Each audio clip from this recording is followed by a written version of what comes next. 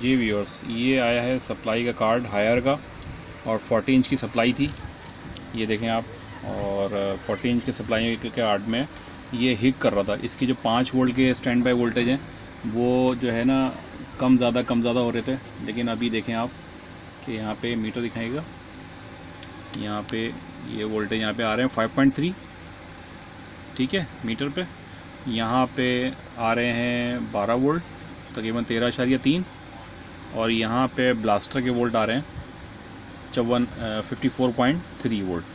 हो ये रहा था, ये वाला मॉसफेट यहाँ पे जो लगा हुआ था, यहाँ पे ये वाला ख़राब हो गया था, ठीक है, ये शॉर्ट हो गया था। मैं आपको चेक करवाता हूँ।